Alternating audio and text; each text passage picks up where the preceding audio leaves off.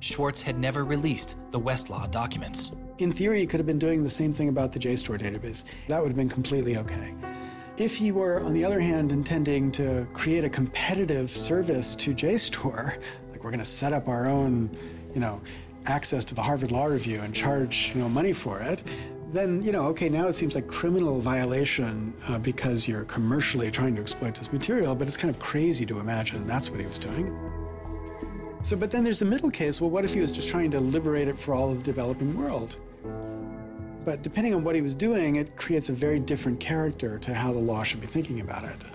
The government was prosecuting him as if this was like a commercial criminal violation, like stealing a whole bunch of credit card records. It was that kind of crime. I don't know what he was going to do with that database, but I heard from a friend of his that Aaron had told him he was going to analyze the data for evidence of corporate funding of climate change research that led to biased results. And I totally believe that. I was just told that Steve wanted to talk to me. And I thought, maybe this is a way I could get out of this. Just exit the situation. And I didn't want to live in fear of having my computer seized. I didn't want to live in fear of having to go to jail on a contempt of court charge if they tried to compel me to decrypt my computer. When they came to me and said, Steve wants to talk to you, that seemed reasonable. They offered Norton what is known as a Queen for a Day letter, or a proffer. It allowed prosecutors to ask questions about Aaron's case. Norton would be given immunity from prosecution herself for any information she revealed during the meeting. I didn't like it. I told my lawyers repeatedly that this seemed fishy. I didn't like this. I didn't want immunity. I didn't need immunity. I hadn't done anything. But they were really, really stringent that they did not want me meeting the prosecutor without immunity. But just to be clear, this is a Queen for a Day deal, a proffer. Right, a proffer letter. In which you basically handed information over to them in exchange for protection from prosecution. So it wasn't handing information over. It was, at least that's not how I saw it. It was just having a discussion, having an interview with them. Well, they're asking you questions. They're asking me questions. And they can ask about whatever they want. Right. And whatever they learn, I really, be prosecuted for that. right. And I repeatedly tried to go in naked. I repeatedly tried to turn down the proffer letter. I was ill. I was being pressured by my lawyers. I was confused. I was not doing well by this point. I was depressed and I was scared and I didn't understand the situation I was in. I had no idea why I was in this situation. I hadn't done anything interesting, much less wrong. We went out of our minds. Aaron was clearly very distraught about it. We were very distraught about it. Aaron's attorneys were very distraught about it. We tried to get Quinn to change attorneys. I was very unused to being in a room with large men, well-armed, that are continually telling me I'm lying and that I must have done something. I told them that this thing that they were prosecuting wasn't a crime.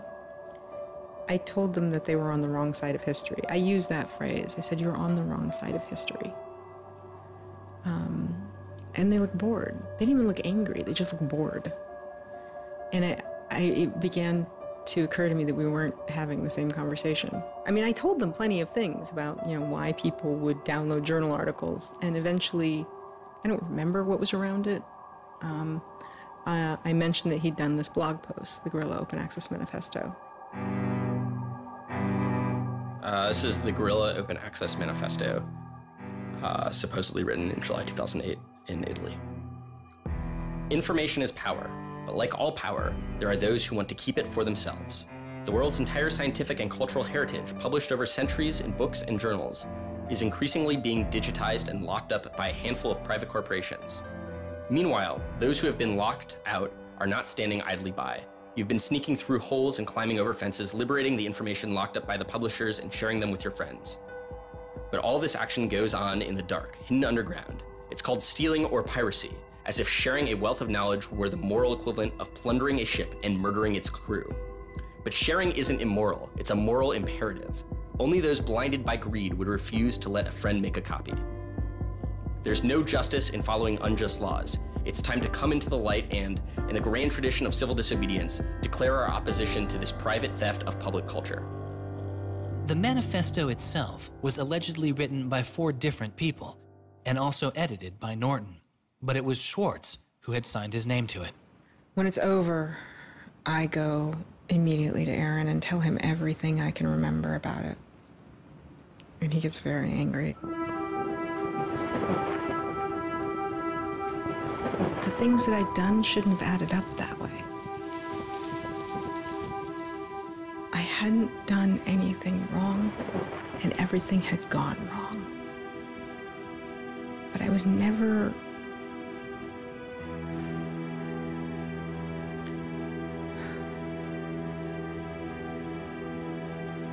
I'm still angry.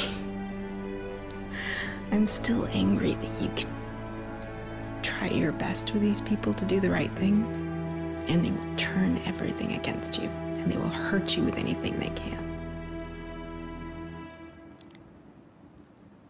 And in that moment, I regret that I said what I did. But my much larger regret is that we have settled for this, that we are okay with this. That we are okay with a justice system that tries to game people into little traps so they can ruin their lives. So yeah, I wish I hadn't said that, but I am much, much angrier that this is where I am. That this is what we as a people think is okay.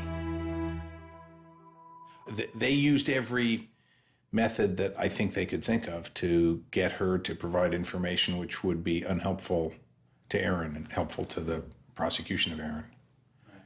Right. But you know, I don't think she had information that was helpful to the government.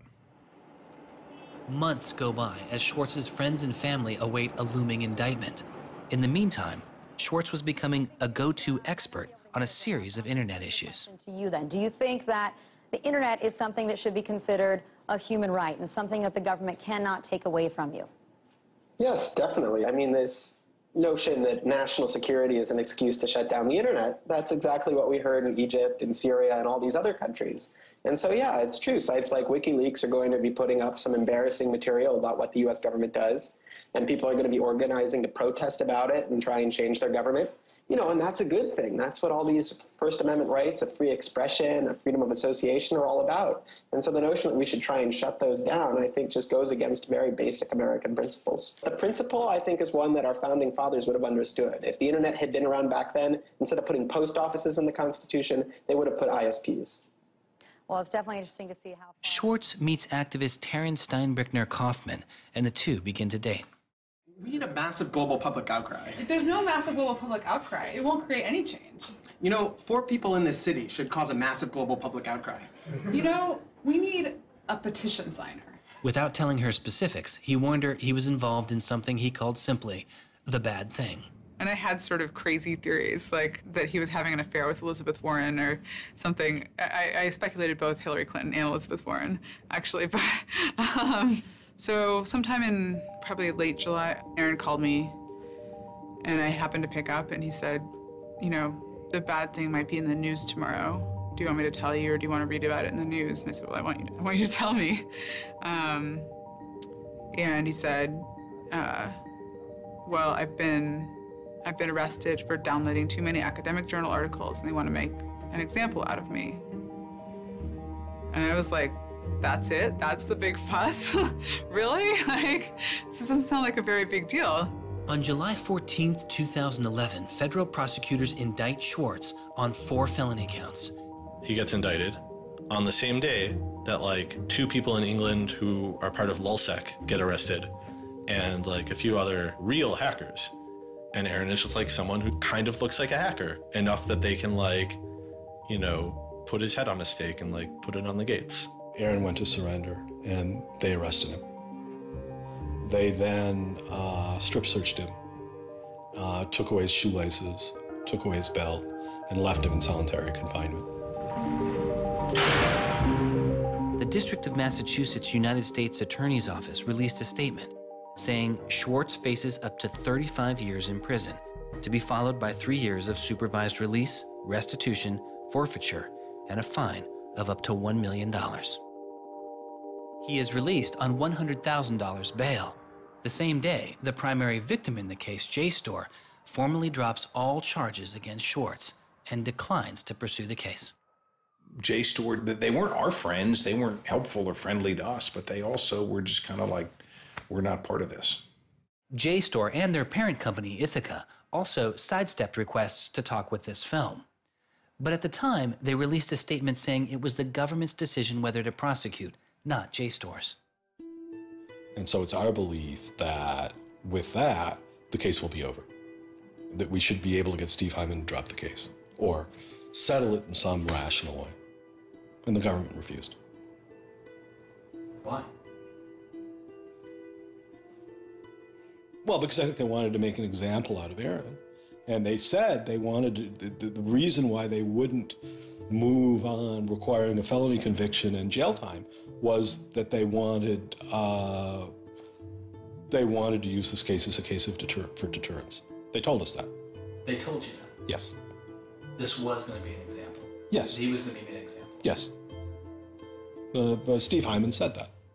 Deterring who? Like, there's other people out there running around logging onto JSTOR and downloading the articles to make a political statement? I mean, who are they deterring? It would be easier to understand the Obama administration's posture of supposedly being for deterrence if this was an administration that, for instance, prosecuted arguably the biggest economic crime that this country has seen in the last 100 years, the crimes that were committed that led to the financial crisis on Wall Street. When you start deploying the non-controversial idea of deterrence only selectively, you stop making a dispassionate analysis of lawbreaking, and you started deciding to deploy law enforcement resources specifically on the basis of political ideology. And that's not just undemocratic, it's supposed to be un-American. Prosecutor Stephen Hyman later reportedly told MIT's outside counsel that the straw that broke the camel's back was a press release sent out by an organization Swartz founded called Demand Progress. According to the MIT account, Hyman reacted to the short statement of support, calling it a wild internet campaign and a foolish move that moved the case from a human one-on-one level to an institutional level. That was a poisonous combination. A prosecutor who didn't want to lose face, who had a political career in the offing maybe and didn't want to have this come back and haunt them. You spent how many tax dollars arresting someone for taking too many books out of the library and they got your ass handed to you in court? No way. I then moved to try to put pressure on MIT in various ways to get them to go to the government and request the government to stop the prosecution. What is MIT's reaction to that? There doesn't seem to be any reaction from MIT at that point.